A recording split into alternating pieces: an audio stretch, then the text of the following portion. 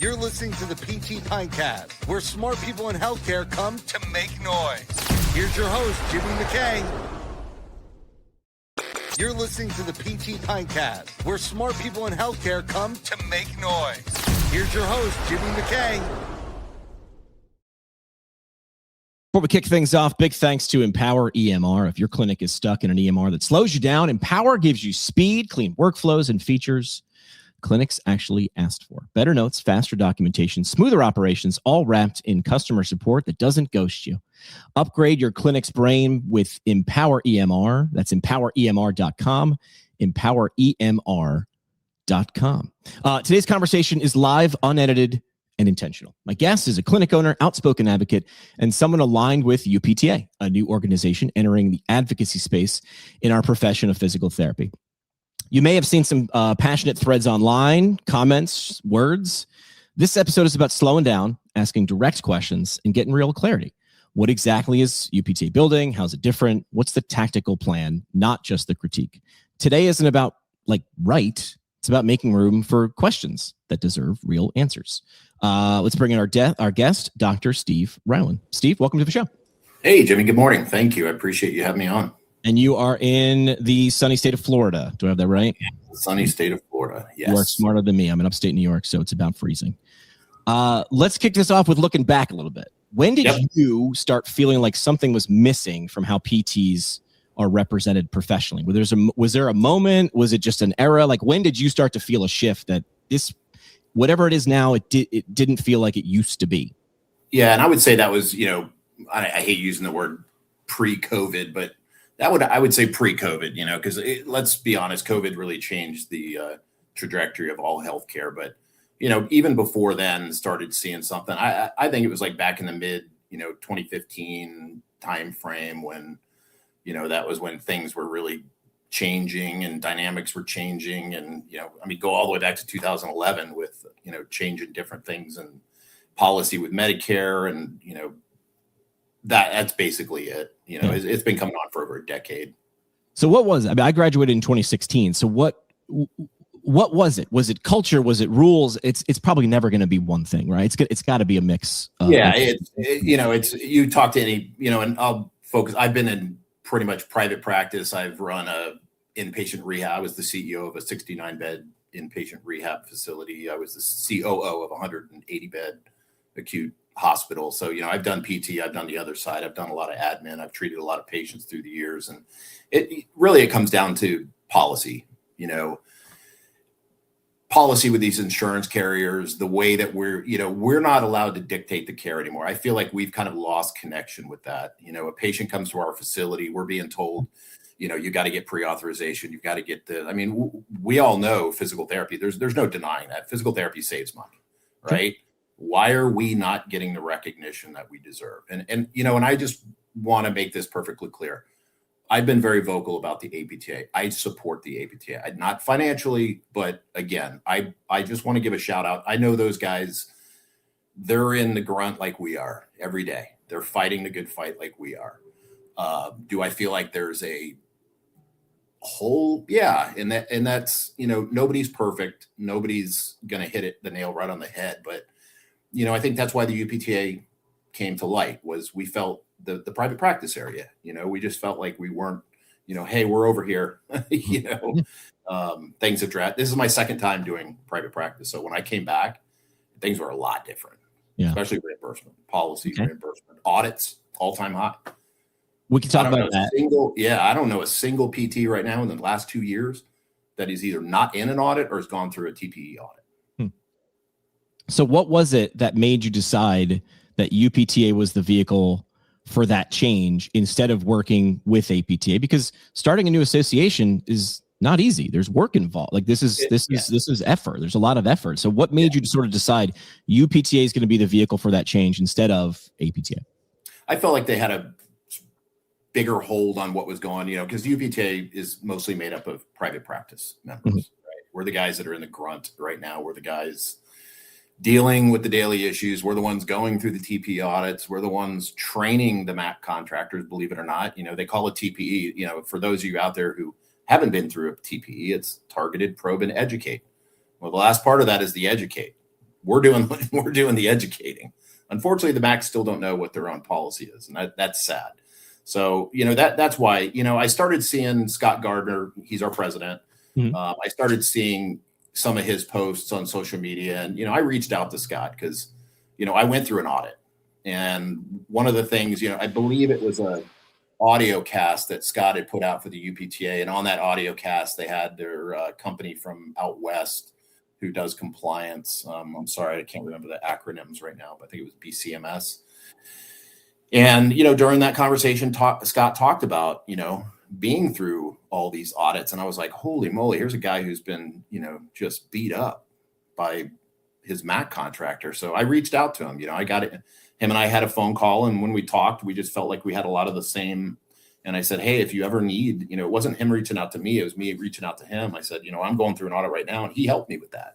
I'm fortunate to say I came out of that audit without any findings, but it's not fun, especially through Christmas. It's like, I want to enjoy Christmas with my family. And I've got these Medicare auditors asking me for all these charts, Yeah. That can be frustrating. So I see no disalignment there. I think people are pretty aligned. Mm-hmm. Many UPTA supporters understandably have frustrations with these processes and with APTA. Yes. But noticeably, a lot of energy online isn't spent talking about what UPTA is building. It's spent criticizing what APTA is doing or how it does it. My question to you as a member, don't you worry that tone or constant comparison could actually underline the mission that you're on? Yeah. And I get it though, because I'm one of them. So I understand. And, there's emotion, right? Yeah. And sometimes we say things online that, I've always told my staff, if you have a problem, don't send it an email, don't send it a text message, because it's very hard to understand the tone of that, right? Come to me in person. Let's talk it out. Let's hash it out. So am I going to say we're not guilty? Absolutely not. I'm not going to say that. There's times where yesterday morning, and I think that's what triggered this. I saw something that the APTA posted, and I made a very reactionary post.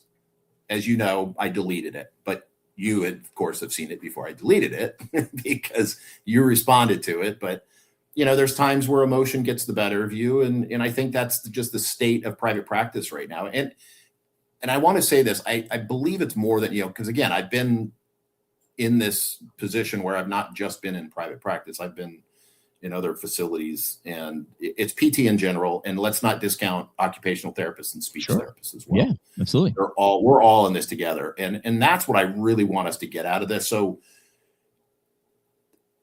it can be seen and it can be portrayed as we're attacking the APTA, but I can honestly tell you behind the scenes now, there's communication between the UPTA and the APTA. And I think that's healthy. I think that's really good. And I think and that's what we need collaboration. Yeah, agreed. And I have to say, honestly, you and I may not see eye to eye. There's been time, but I really appreciate you bringing me on this. And I really appreciate you being professional and having me on here.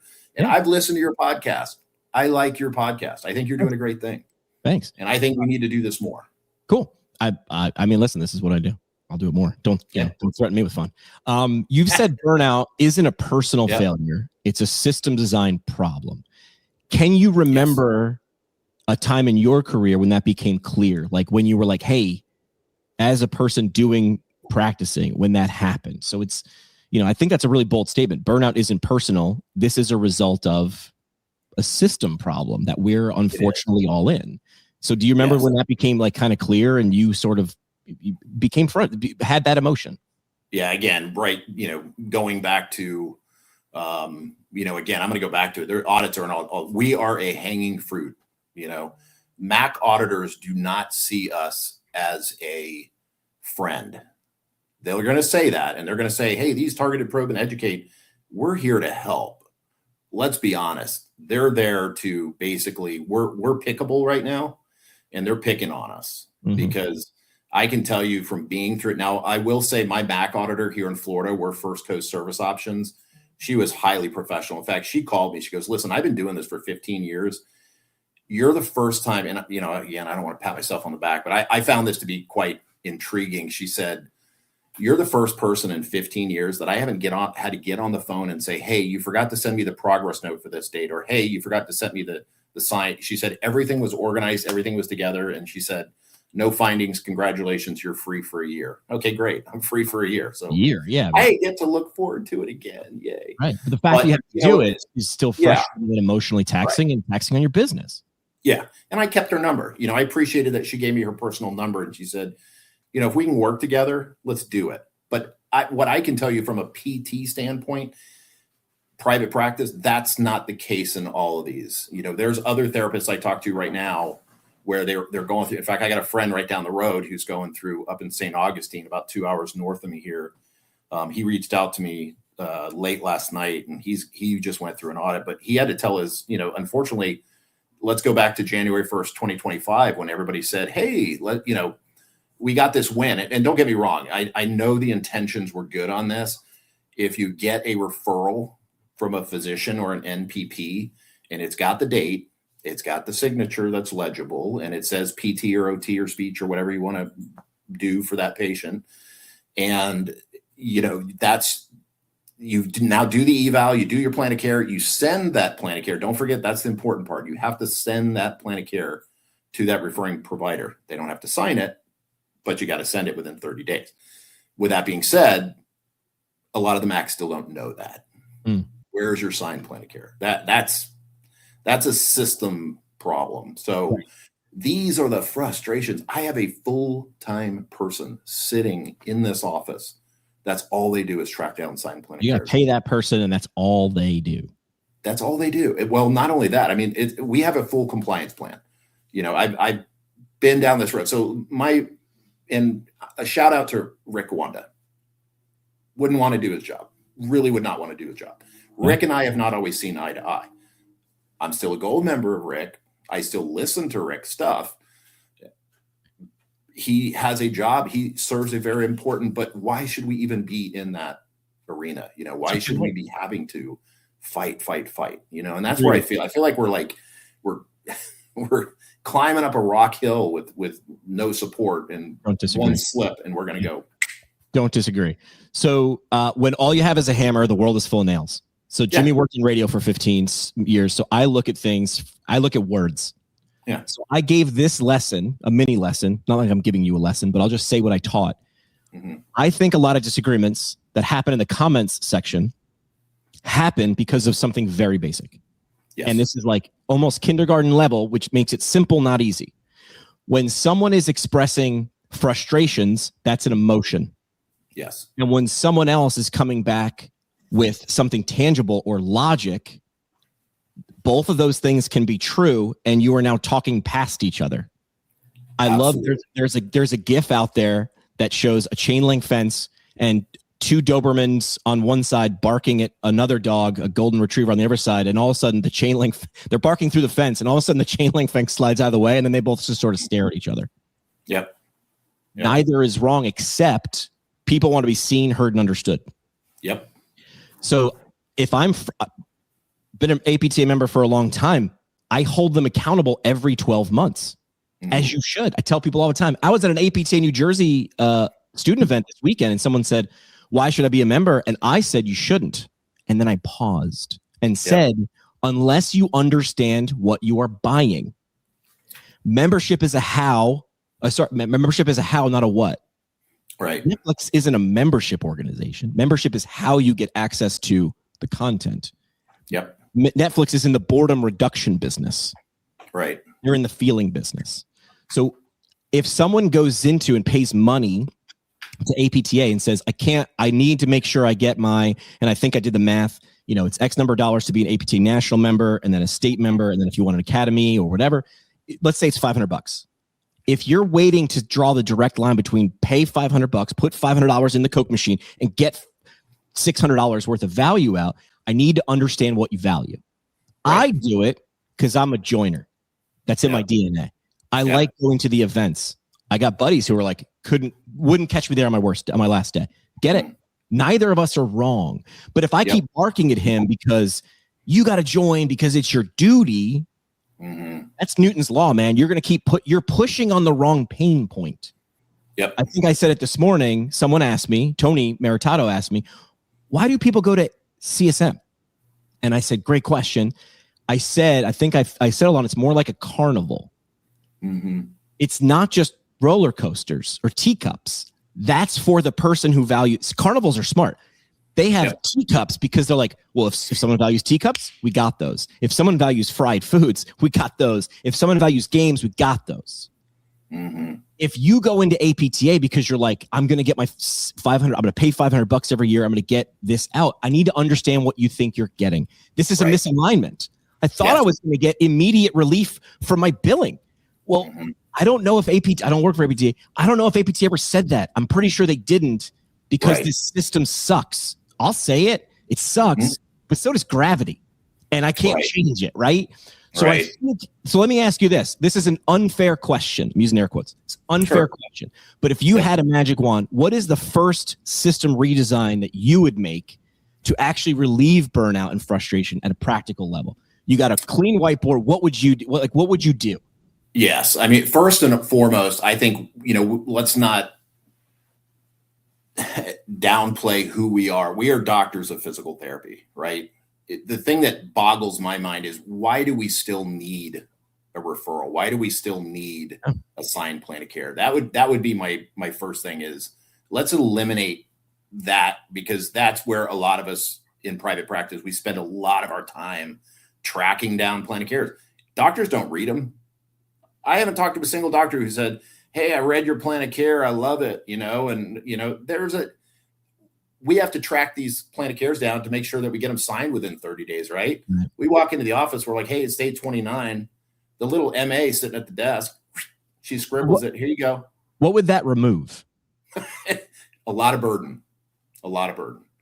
Don't need a referral. And I've talked to, so I have a direct line to HHS right now. So I got to tell you a little funny story. So 7-8 years ago, let's call it 7-8 years ago, good friend of mine, he's a car dealer in town, great guy. He invited my wife and I to a polo match. Well, at that polo match, Dr. Oz, big fan of Dr. Oz. So I walk up to Dr. Oz like I normally do. I'm not shy. I'm like, hey, can we talk? And he was very polite. He sat down with me. He talked to me. We talked about wellness. We talked about healthcare. We talked about all kinds of things, right? We hit it off. And we remembered that moment. And when he got appointed the head of CMS, what's the first thing I did? I reached out to him. Yeah. He remembered that conversation. He's like, oh man, I remember that day. So what does he do? He puts me in contact with his deputy director. He's the guy that does policy. This is the guy you got to talk to. You have great ideas. Talk to this guy. So we've been in communication. Like, he gave me his email address. He gave me his phone number. He's like, hey, let's talk about these things. So, that's one of those moments where, okay, use those moments to your advantage. Use the people that you've met through your years of contact. Use that to your advantage. But these guys, when you're talking to them, they have no idea what we do. None. And it's not, and again, I'm not putting blame on anybody. What happens is these guys get replaced, right? Sure. So let's say we're doing advocacy and we're beating the bush and we're talking to Congress people. And, my best friend is Mike Herodopoulos. Shout out to Mike. Mike is really attacking healthcare right now. He said, Steve, give me a year. Mike used to be the president of the Florida Senate. Mike's a good guy. Mike knows. Mike gets stuff done. Mike's very hard to be bought, right? So he's really pushing the envelope now on healthcare for me, and he's working behind the scenes. And I talk to Mike at least once a week. And his wife is she walked into a position. She was an internal medicine doctor, so she's now the head. She's actually our acting Surgeon General of the United States. So had dinner with them the other night. She walked into that position. It's not going to be a full-time position, but again, she's got to be careful because she works for HHS. She's working directly at Kennedy Jr.'s side, so she can't give me an unfair advantage. But these are things that I can do to kind of meander the path. But what I've found over the last year since Mike's been in office, nobody in Congress, nobody who's making these policy decisions really has a fair shake as to what we do. We're still looked at as an ancillary provider. We're still looked at, and I hate to use this word, but I'm going to use it anyway. 2 words, 3 words, glorified massage therapists. That's the way I see it. Oh, you guys are the people that rub people, right? So how do we change that? Numbers. We all have to start. Numbers of what? People, us, therapists. To do we what? need to wake up. Who? We need a what and a how. Yes. So writing your Congress people, in those explanations, we need to include, this is what we do. You know, we're movement specialists. We're not massage therapists. We're not this. You know, and again, let's go back to your question that you asked me. If there's one thing I could do. So the plan of care that's a simple fix, right? Got it. And I can't talk too much about this because I'm in the early stages of developing this right now. I've got NDAs and all that stuff, but we need to prove outcomes, and not just prove outcomes, because I can tell you our patients get better and we say, but how can we extrapolate that to a dollar amount, downstream cost savings? Photo, right? I mean, there are ways to do that. Correct. But it has to go one step further. Okay. To what? Photo's great. You know, we can say patient went from this to this, but let's look at data. Let's look at real data. If that patient was discharged, and I don't even like doing the word discharge. I don't think patients should be discharged from physical therapy. I think you go to your dentist every 6 months for a cleaning. You should go to your physical therapist for a checkup, right? Let's check your balance. Let's look at, especially patients over 65, high fall risk. You know, they've got diabetes. They've got all the risk factors. So hold on a second. Before we go too far down, I want to make sure I understand so I don't get lost. Sure. We need physical therapists in the wild, if they're associated with the group or not. We need a lot of people to do a specific thing. Yes. Does an APTA do that? They have apps. They do this thing called the flash action strategy. They've been doing this. I can only speak to you. I've been in a PT for 10 years. They've been doing that. So why has it? But they're only one organization doing it. And I can't speak. Wait. So is it the number of organizations or the number of people? Because a second ago you said people. It's grassroots. That's the only thing we get done. And here's what I'm going to tell you about the APTA. So they may be fighting behind the scenes for us. They may be doing this. They may be doing. I don't know if they're fighting behind the scenes. They're pretty. Yeah. Well, you know what I mean. You know what I mean. We don't see everything they do when they're in DC, right? We don't see the conversations. We don't see what's being discussed at the table, et cetera, et cetera. We cannot. So I'll tell you. So in 2004, right? Let's go back to 2004. I just opened my private practices. So I had 3 private practices, opened them in 2001. I had 3 private practices. We got hit back to back to back. In 6 weeks, we had 3 hurricanes, right? Just devastated this whole area. I live on the Space Coast. We're right near Elon Musk and Jeff Bezos and all the rocket launch. There's a rocket launch that pretty much goes up every day now. We're so immune to it. We're like, oh, look, another rocket. But, you know, 3 hurricanes back to back to back. I remember watching the National Guard coming in here in trucks and in truckloads, and people were walking around in a fog, waiting for the government to show up to help them, right? They tell, you know, you live in Florida, they tell you, prepare, right? Get water, get batteries, get a generator, do this. I was prepared, right? So I'm not walking around. I'm driving around saying, you know, my therapist, we were out of work for almost 3 weeks. I told my therapist, hey, if you want to work and get paid, come in here. I had the water guy, Zephyr Hills, I had him drop off, big shout out to them. They came and dropped off, I don't know, 100, 200 big 5-gallon jugs of water. And I had my staff going around to our patients and delivering and all that stuff. But the point of it being is the amount of people that were walking around in a fog bank. And that's where we used to be in apathy. I would say physical therapists, we were in a state of apathy 5 years ago, right? I see anger, and you see it in the posts, right? We're getting angry. That's a step up, and that's where we need to be. I disagree. Not to split hairs. Apathy's worse. If I'm actually angry, it shows I want to still engage. Apathy is worse. That's what I'm saying. We were in apathy. We're in anger now. That's better. No, I think it's. Oh, sorry. I agree with that. Yeah, my bad. Yeah, we need to get angry. We need to get angry. So I can see what you're showing me, and this is good. You're telling me and showing me a story of what happens when we don't do a thing and the result of. Yes.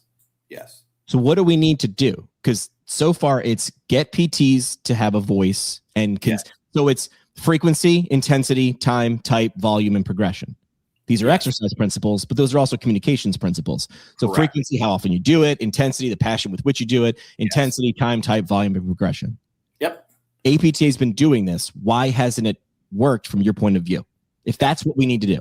Yeah, without being inside the APTA, I can't tell you. But all I can say is from my chair looking in, I don't see that anything has made that change. And the only thing I can put on that is people in those spots change every 2 years, every 4 years, every time a new administration. So you're saying on the receiving end of yeah. So it's a constant. Yeah. It's a constantly evolving process. The only constant is change.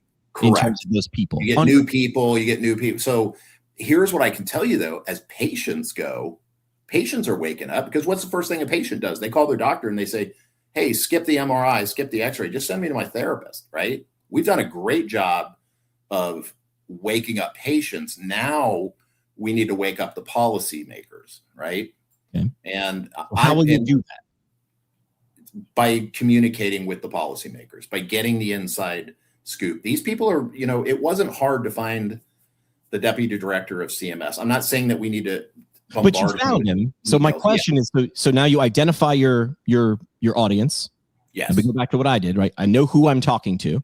Yep. I have to deeply understand what bothers them, what their hopes and dreams are, and what their frustrations are in terms of like the policymaker. Typically, I don't have a lot of advocacy experience, do have a lot of communication experience. I have to understand what makes you tick. Yeah. Right. And then I have to understand what I bring to the table and where your goals and frustrations cross. If you look at a Venn diagram and what I can bring to the table, that is our why. That's where Simon Sinek starts. Yep. Says, now that I have a why, when I walk in, now you hear your frustrations and goals coming out of my mouth. That's when the other person starts nodding. Yes. So I guess I'm just like, would you do it more frequently, more intensely, more often? Yes. All the above. You start with your local representatives. So it just sounds like you're saying I would just do it more and I would do it better. I don't understand how. Yeah. Emails, phone calls, getting involved. So hold on a second. So I'm a communications consultant. Email. Yep. Good. That's specific. What would you put in the email that is different than what APTA? Like when a CI used to look over my shoulder and be like, why are you doing that exercise? I'm like, I don't know. It's on the protocol. Not a good answer. So if I just said email, I'm like, not enough. I'm trying to see what I'm trying to do is have you show me your work. Like show me your thought process. So emails, great. APTA does that. But how would you do it differently? More often? All capital letters? No, not all. Yeah. So good point. The first thing I would do is start asking them questions. So one of the things that I've done, very successful action, let's talk about insurance companies. Let's talk about Blue Cross Blue Shield. I had a really hard time getting in network with Blue Cross Blue Shield. So what's the first thing I did? I picked up the phone. I said, hey, you're down the road from me. Can I come up there and talk to you? Who do you call at Blue Cross Blue Shield to do that? Like what is I mean, you have to, it's a system. You got to go through the number. Now I understand the main thing is, and you can find out who your local rep is. Every insurance company has a local rep that's assigned to your area, right? So you get a hold of that person. You drive to them, you meet with them. Here's what physical therapy does. Hey, can I give you a demonstration? Can I do an ergonomic assessment for your desk? I'm here to help. Oh my God, I never knew you guys did this. I told Mike that. I said, dude, I'm going to get on a plane. I'm going to come visit you and Stephanie. You're going to take me into these congressional offices, right? These guys that sit on Ways and Means, these guys that sit on Energy and Commerce. I'm going to do an ergonomic assessment for them. I'm going to sit down and talk to them. I just need 15 minutes. Let me tell them what physical therapy does, because a lot of them don't think, and that Mike didn't even know. He didn't know. He's like, damn, I didn't know you guys did all that. Yeah, that's what we do. So to summarize, your job is more FaceTime with the people who make decisions. We really do. We really got to get, we have to get more involved. We've done it a very good angle with patients. Let's now do it with the people who are writing policy. So that's your how is face-to-face and like, I like it. Show, don't tell. Ergonomic assessment is not a tell, it's a show. Love that. So you are increasing frequency and increasing the how. Yep. The question is, how often is APTA doing this right now? And are they doing that? So that's my point. That's one of my points, which was we have people from outside the APTA complaining about what the APTA is doing, and they don't know what they're doing. Yep. Yeah, I mean, I'll give you that fair share. I'm not going to disagree with you there, but you call it complaining. I call it, we really just want change of policy. That when it comes down to it, who does? I think everybody does, right? Both sides. Everybody wants change. Right. Agree. That's what we agree on. That's coming out. Yep. And to be honest with you, I keep reaching out to these guys.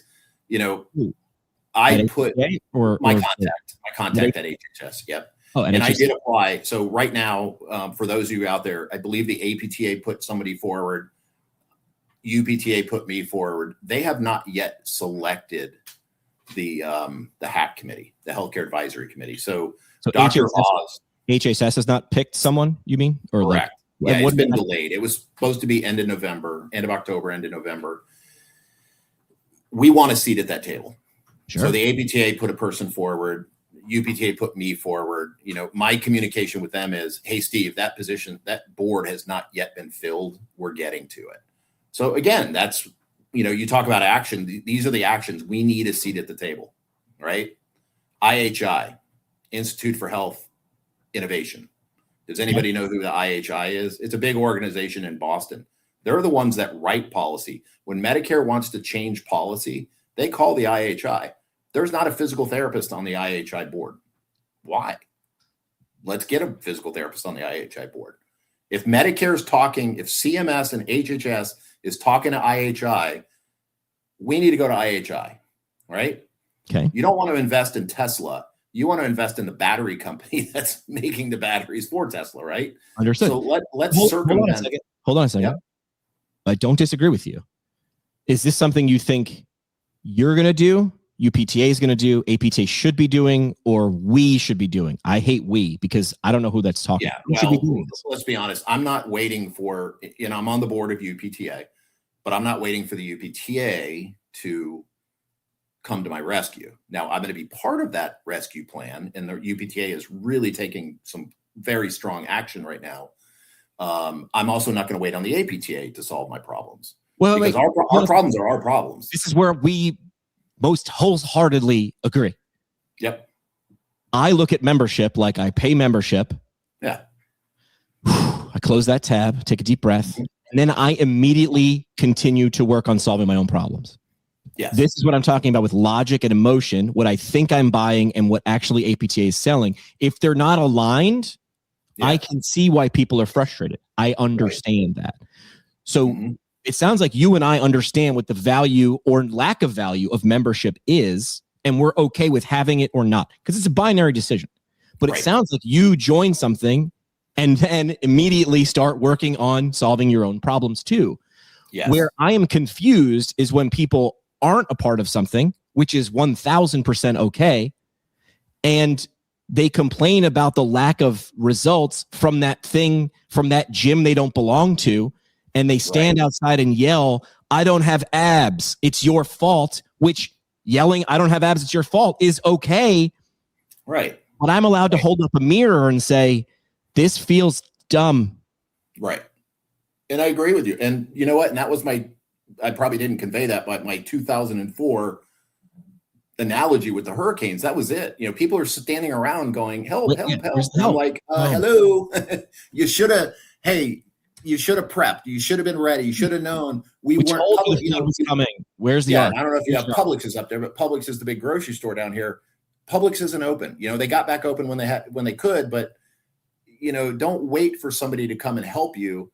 Take action now. And that's what I'm saying is, as a physical therapist, I don't care if you're in a skilled nursing facility. I don't care if you collect a paycheck, because everybody should be asking right now. And I have this discussion with my therapist and I'm like, dude, I want to pay you more. I really do. You deserve so much more than you're making.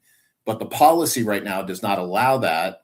Now we do have alternate, hey guys, if you want to start doing seminars or, you want to work and do this and that, I'll split that with you, It sounds like you're saying, I will show you my math. Yes.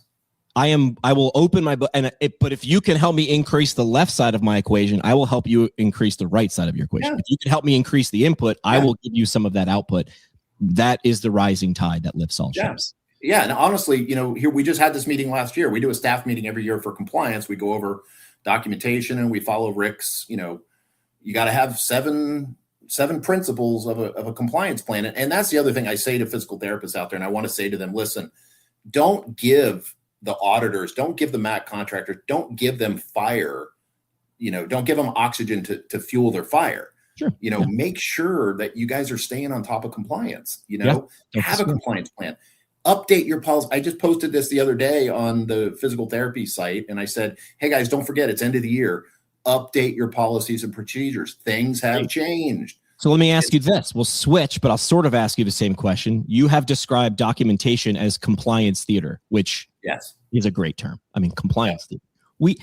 Even as a PT student, I knew I was like, who am I writing this for? Like, I used a different term, self-pleasuring. I was like, this feels like this is for me. It's not pleasurable for me, and no one's reading it. It's pleasurable for me. So you've described documentation as compliance theater. Great phrase. If you could rebuild clinical notes from scratch, what's the first thing you would change, or first or second thing? What would you change if you could rebuild compliance? If you could remove compliance theater, what would you make it be? Yeah. And the problem was there where, we had to search for words. So I'm going to tell everybody out there, listen, I understand private practice is struggling right now, but if you're not using AI technology, you really need to stay, AI is not going away. It's not going anywhere. And we use AI. I use prompt. I'll just be transparent. I've done webinars for prompt, discussing prompt. There's other great programs out there. I don't think prompt is the only one out there. Sorry, prompt. But, they do have an all-inclusive tool where, I've gone in. Here's the other thing too, is, I don't claim to be a compliance expert. That's Rick's area. Yeah, but you're smart enough to hire Rick and listen to him. Yes. Yeah. And I'll get, it's a funny story. So you're probably you haven't been in the profession long enough to know Steve Levin. Steve Levin was the Rick Gowanda before, Rick was still around, but Steve was and Steve reached out to me. Steve was from Florida, and Steve reached out to me, and actually I reached out to Steve. Let's backtrack. So I called Steve, and first thing Steve said when he picked up the phone, his secretary got him on the phone. He goes, "What letter did you get from Medicare?" And I said, they already know. They know why you're calling. Yeah. I'm like, huh? I didn't get a letter. I said, I want you to come up for a couple of days and go through my practice and tell me what I'm doing wrong. So you were preempting the letter. You were like, how do I not get the letter? I don't know what I'm doing. I mean, we're going back to 2005 now, but and he drove up and he's like, man, I got to salute you. You're the first person that ever called me, before you received the letter. But, he spent 2 days. He told me, you're doing 95% right, but do this, yeah, right? Don't get caught with those 5%, right? Yeah, and then he helped me, and we stayed in contact. Unfortunately, he passed away tragically in a car accident in Costa Rica, but he was active with the APTA. If you talk to the APTA guys, they know who Steve was, but now Rick is filling that spot. So I don't claim to know the compliance end, but I know enough to make myself dangerous. But if a physical therapist reaches out to me and says, how do I do this? How do I do this? I feel compelled to help that person, because by helping them, it only helps me, right? Yeah. I'm not doing the job for them, but I'm going to say, hey, if it's a compliance issue, call Rick, right? Mm-hmm.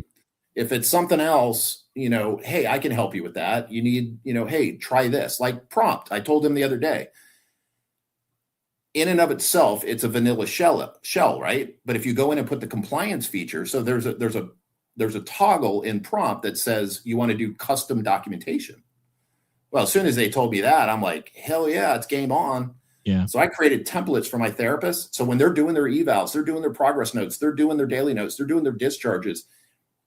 It's got all the Medicare stuff built into it, that the word salads that they're looking for are built into it. So that the AI technology then puts it into the notes. So that's saying, it sounds like you're saying, hey, listen, make sure you're using a chainsaw, because we used to have an axe, but now that there's a chainsaw, you not using it, that's on you, right? Yeah. Like, so that's how to go through this. That's what power tool to use to get the tree down now. But if you were able to completely rebuild clinical notes from scratch, what would you do? Like, what would you? Japanese ideas are better. For some reason, Americans are like, what do we add to it? It's like, what do we take away? What doesn't need to be there? So if you could even go further upstream to rebuild compliance theater, or I should say, change, remove, what would you do to compliance theater? What only needs to be there? Okay, so we all agree that physical therapy saves money, right? There's no disagreement there. No. Now, we can get into the argument of private practice versus chain clinics versus hospital-based, and again, I'm not going to get into that discussion right now, but let's just talk as a whole, right? So we know that we save insurance companies money. Insurance companies know that we save them money, hopefully, but if I could change documentation, when I first got into this business, documentation was so that if I called out sick, the therapist who came in after me knew exactly what I was doing with that patient, right? It wasn't that I had to use the word educate or I had to use the word verbal cues or all this. It's like, oh my God, what do I got to do? It's very time consuming. Now, AI has helped with that because my therapist, when they walk out at the end of the day, their notes are done and I know those notes are compliance and I can run reports behind the scenes to see what they're billing, how they're billing. Are they underbilling? Are they overbilling? And I can have those conversations with them. But really documentation, the 10th visit progress note, let's go there. Really? Do we need a 10th visit progress note? I mean, I get it. It sounds like everything you've said so far, correct me, make it lighter, simpler, make it more like, what are we doing? Why are we doing this? I was very confused when I was a student. I'm like, who am I writing this for? And they're like, for the EMR. And I was like, no, that's not a who, that's a what. Yeah. What are we doing for? And then I was explained in not so many words, in case this is literally what I was taught. Write as if you're going to read this in court. And I was like, what are we talking about? I'm going to write 10,000 notes in my career. Maybe 2 are read in court. I don't know what my batting average would be. That's what I'm doing all this. And that's where I think your phrase compliance theater hits the nail on the head. Oh, this is performance. So it sounds like faster is the outcome, but lighter's a good word. Simpler. Like, what's the point? Understand what the point is for first. Who's the who is reading this? It sounds like it's for, and you can make one piece of content, right? I mean, whoever called EMR or notes content, but it should be for the next therapist. It should be for the continuing medical record for the patient. So in case that follows them, the next therapist knows what's going on. And tertiarily, it should be to defend really what it is. It's defending what we're doing, not explaining it, right? Because when someone says, write this as if you'd be okay with it being read in court, I feel like I'm immediately the defendant. So it's change it from defense to not offense, but explanation, like a useful tool instead of a necessary compliance theater. Right. We should have the ability to put our hands more on patients and educate our patients rather than sitting there burying our face. Because I do consulting. I go around and I see. I don't do as much of it as I did previously, but I'll go into clinics and what's the therapist doing? They're buried in their computer. It's like, really? I mean, that just, unfortunately, it deters from what we're really trying to accomplish. And that's outcomes. Don't disagree. All right. That makes sense. You said fragmentation is hurting the profession. I don't disagree. Yes. But starting a new organization could be seen as adding to that. How do you reconcile that tension? I don't disagree with starting a new association. I'm just trying to... And I think in the UPTA, we're not going away. There's been things that, you guys will be gone in a year, you'll be gone in 2 years. Now, the board of the UPTA, it's a constantly moving target. There'll be people that drop off and people that drop in, but our intentions are good. And, when you put a group of people together who have the same goals, they want the same outcome and they're working together, we're not going anywhere. So the UPTA, yes, does it, but it's like the guy down the street I always tell my therapist, I'm not going to make you sign people come in and go, do you have a non-compete? No. Right. You want to open a clinic? I'll help you open the clinic. Right. Right. Because competition's healthy. And if you're going to do it right, I'm going to show you how to do it right. Right. And then we'll work together because that's only going to help me in the long run. Initially, I may lose patients to that clinic down the road. But overall, and I've seen this happen, when I first started this, the building I'm sitting in, I started in 2002. There's now 4 more PT clinics within 3 miles of me. And I'm seeing more numbers today than I was back then. It's a good thing, right? Like people know physical therapy, right? Everybody needs it. If it wasn't needed, they wouldn't be able to open because they have to pay overhead and people. Yeah, right. And so what are the goals of UPTA? They seem similar to APTA, and even if they're the same, that's okay. How will they do them differently? So when UPTA was formed, that is what I asked, and I was told it's coming.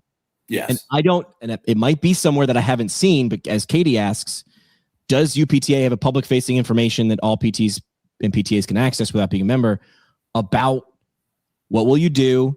These 3 questions. What will you do? How will it make my life better? In what ways? And then what do I need to do to get it? I'm getting membership or whatever. Sure. But how? Vision without a plan is a dream, right? Like, so help me understand how we go from frustrated to alleviated. And this might be an unfair question to ask you because you aren't an association. Like, this is a bigger thing. So, but why do you belong? How do you see it as a road to what you want to get to? Yeah. So our biggest goal right now, we have targets, but our main goal right now is policy. We want to change policy, right? So our first move that we did, and kudos to Scott for doing this, but he found a law firm that deals in this, and we filed a federal lawsuit against CMS. Welcome, hey, Kennedy Jr., welcome to your new position. Here's a lawsuit from and I'm sure he's not reading them. It's some lawyer somewhere doing it or whatever. But we don't have the ability to, we can say, I don't want to take Medicare, but we can't technically opt out of Medicare, right? So that holds us accountable to still being an ancillary provider, right? So when the lawyers reviewed the policy language, they said two things. It violates the Commerce Act, right? Free trade, the ability to see patients without restrictions. And number two, it violates the Fifth Amendment. And they said, this is kind of a no-brainer. Now, typically when these things happen with CMS, we're going to go to the table and there's going to be some type of mediation and we'll meet in the middle. But hey, if a doctor can opt out of Medicare and not take Medicare and then still charge what that doctor wants to reasonably and necessary, absolutely, we should be able to do that. So, that was our first step is. Okay. So let me ask you this. Yeah. So you've done that. You've taken a very, very specific action. Yeah. Kudos, like no notes. Yeah. My question is, in 3 years, if that lawsuit doesn't produce tangible results that your members can see, are you now in the same boat as APTA where you're standing there saying, we did stuff, and the members are like, keep dropping $150 a year, but nothing happened, and then you have to say, don't hate the player, hate the game. No, that's the risk. I'm a risk taker. My wife, we like to go to Vegas. My wife's a gambler, right? She'll sit at a blackjack table all night. No, I understand. But is that what you would say? Hey, like, yeah, no, I would not say that. But again, what would you say then? What would you say? We're not going to take no for an answer. We're going to get an answer on this. The attorney's pretty, it's going to go to mediation. Something's going to happen. It's not. It doesn't have to, right? Like, no, it's nothing in life is guaranteed. We may lose the case. We may lose the case horribly, and we fall flat on our face. And trying is fine. I'm down with it. Yeah, and we have other avenues behind the scenes on where we're going to evoke change. We just submitted a CMMI, right? So Center for Medicare and Medicaid Innovation. So to my knowledge, somebody can correct me on this, there's never been a innovation. Basically, I guess we could call it a test pilot where does physical therapy save money, right? So I'm laying there one night and I'm like, what I normally do, I staring at the ceiling going, what can I do? What can we work on? So I got up and I looked, and that's how I found the IHI, right? Because IHI works directly with CMMI. And I sat there most of the evening and typed up a CMMI where I want to do a pilot study with physical therapists, right? I want physical therapy, private practice in the United States, take a pilot project. Now, I don't know if this is going to get approved, but again, if first you don't succeed, try again. I'm not going to let it fall on deaf ears. I can keep resubmitting. So I ran it by the board, and the board said, yeah, this is great. Let's do it. So we submitted it on behalf of the UPTA because we felt UPTA would be, and we submitted it to the powers that be, and ta-da, it got submitted to CMMI. Now I hope that goes through, and then we can start looking for private practices because it's going to be very specific and they're going to track data. And we're going to see, does private practice versus something else, what are the hospitalizations? What are the opioid use? What are, falls, et cetera. But these are all the things that we're doing. We're navigating. Do I know if the APTA is doing it or not? No, I don't. I don't know what they're doing. They may have. I know that they did put somebody forward for that HHS hack board, which is good. These are all good things that we can do, but we have to keep chipping away. We cannot be complacent. We cannot be complacent. All right. So let me ask a more fair question. A young PT comes to you and says, I'm disillusioned. What's the point? Why should they believe in UPTA, and what would you tell them it offers that another organization doesn't? Essentially, what do you do? How does it make my life better? And then what do I need to do to get it? How would you So explain it in their terms? Absolutely. I actually just had this happen. I take a lot of students, right? So I just had 2 students. My student just left in early December. She's going to be a great therapist, by the way, and hopefully she's watching this. And but I just had this conversation, and I told her do both. Do both. Join the APTA, join the UPTA, join both. There's no harm in that, right? Sure. But again, and then do what though? But what? Why? Yeah. That's not a normal response. I like that. Why do both? Yeah. What should she do next though? She's got to do something. Taste. Yes, and be active.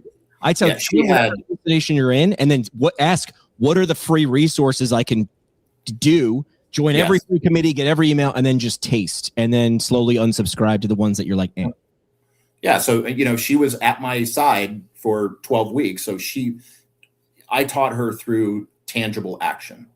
Right. Okay. She was in on the meetings. I let her sit on some of the discussions that I had with my contact up at HHS, and she got to see, and she's like, oh my God, there's so much that goes on behind the scenes. But it was awakening for her because, and nothing to the universities. I mean, I'm not against that, but she's like, you guys should teach a class on this. You guys should teach a class on, and how many students, I don't know, maybe you know this, Jimmy, how many PT students do we have in the country right now that are in school? I think there's 10,000 graduating every year.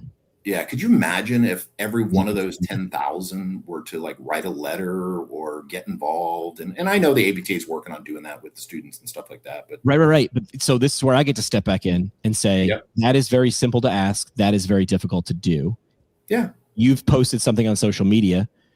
Anybody has. Getting even people to click like, even if they agree with it. So you saw it, you agreed with it, but you didn't do anything about it. Why?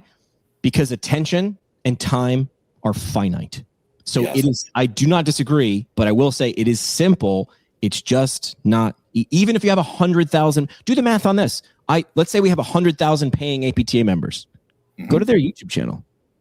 They don't have 100,000 subscribers last time I checked. They don't have 100,000 anything, because getting people to do one extra thing is simple. Just do this one thing, because it's never one thing. It's do this one thing now, and then another thing, and eventually it's not that easy. Nope, I get it. I've got 13 physical therapists. Yeah, good luck. Trying to get them, hey, guys, take time out of your day, and hey, I need you to send this email, right? Yeah. So behind the scenes, that's what the UPTA is doing. We create links, we make it easy. And, and APTA does this too. And by the way, when APTA sends out that link, I'm still filling out the APTA link as well. Because you said numbers. Because it kind of doesn't matter who they're right. Yeah, agree. It's volume. That's what we need to do. We need volume, and again, yes, I agree with you. And I think both organizations serve, a purpose.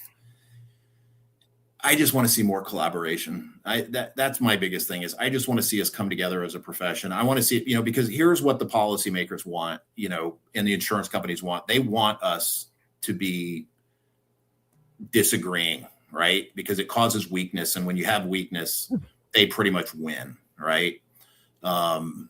These insurance carriers, it's not getting easier. I opted out of UHC and Optum, and I actually know physical therapists right now that are getting audited. This is disgusting. And this is, another thing, not to get into a legal argument, but I got a therapist right now. She's in Southern Georgia, and the poor thing, they're going back 7 years. So she's been out of network since day one with United Healthcare Optum.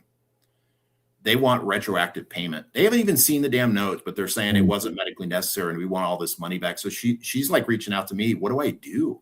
Yeah. And I'm like, you got to fight it. You got to fight it, because if they get what they want, and, and I could tell her, hey, just stop taking UHC patients, but that's not a win. It's like that's on the patient, but that's where we need policy. That's where we need to fight back and say, and I told her, I said, we need to band together and fight this. There's basically what Optum is trying to do is, and I know this is coming for me too. I opted out of Optum UHC because I didn't want to accept the measly amount of money that they wanted to pay me for a visit, because it's not worth my time, energy, or effort. But I know now those patients are still coming to me because they want a good quality service.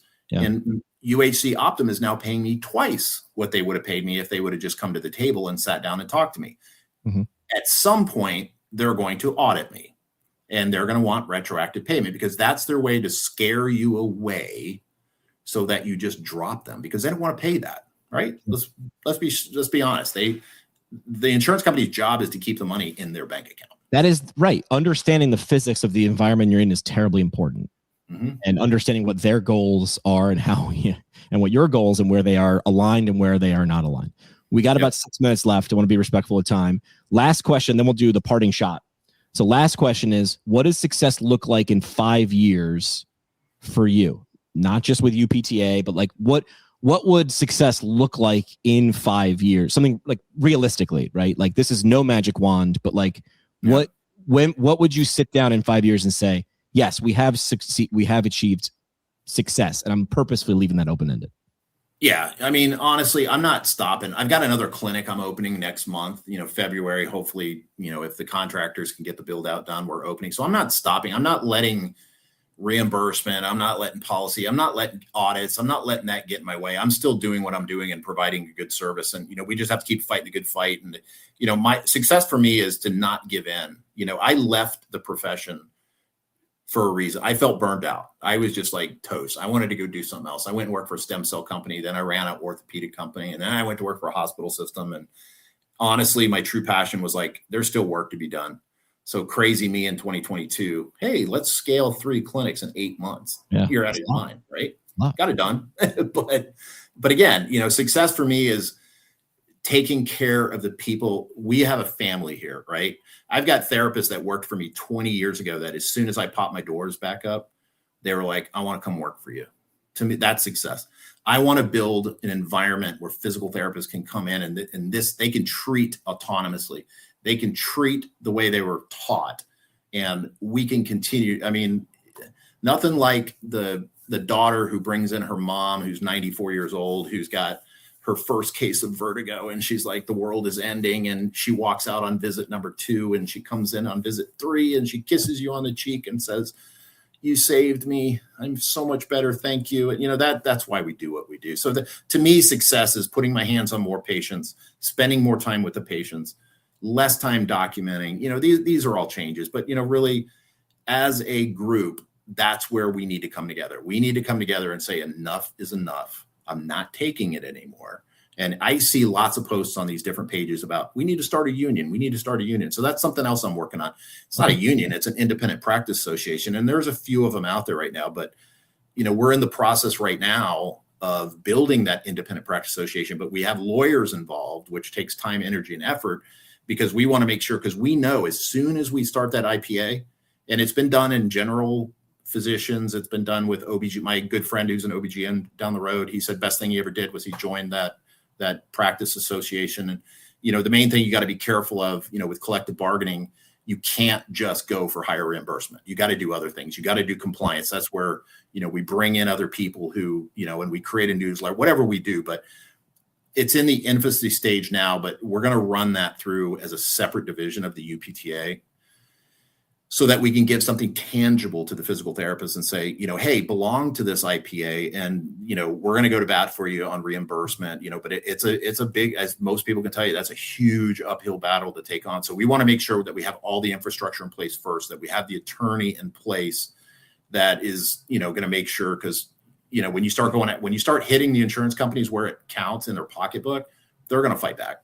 Sure. So we know that, but that's kind of it in a nutshell. Is I'm not going to stop. I'm going to keep working tirelessly. All right, let's do the parting shot. This is the parting shot. One last mic drop moment. No pressure, just your legacy on the line. All right, parting shot, powered by U.S. Physical Therapy, nationwide network of clinics focused on developing clinicians, not burning them out.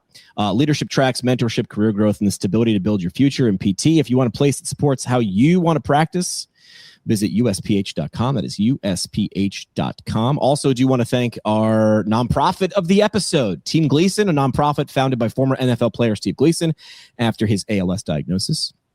Their mission to help people living with ALS stay independent, connected, and purposeful for as long as possible. That means providing advanced communication devices, mobility gear, personalized tech, and even life experiences designed to give people living with ALS more control over their lives. Until there's a cure, there's Team Gleason, no white flags. Learn more at teamgleason.org. All right, parting shot, your last chance for a mic drop moment, soapbox statement, whatever you want, give it away. Yeah, it's all about collaboration. It's all about, like I talked about, we need to join together. You're right on the when we take jabs at something on social media, it's basically out of frustration, and it's really what we want to do is we want to evoke change. We want to wake people up. It's not that again, the APTA serves its purpose, the UPTA serves its purpose. We're all on the same path together, but that's the main thing. Dentists, doctors, I'm friends with all these people in the community. They collaborate. Yeah. The PTs down the road, they don't want to collaborate. Why do we not do that? There's plenty of business to go around. We really need to start, every setting needs to come together. We all need to come together. We really need to just start waking up and saying, we're done. Yeah. As the Beatles, real change is going to happen. As the Beatles once said, come together right now. As former APTA President Sharon Dunn said, we are better together. Steve, appreciate the time. Thanks for the hour. I loved it. Thanks, Jimmy. Appreciate it. Let's do it again. All right. That's it for this one, but we're just getting warmed up. Smash follow, send it to a friend, or crank up the next episode. Want to go deeper?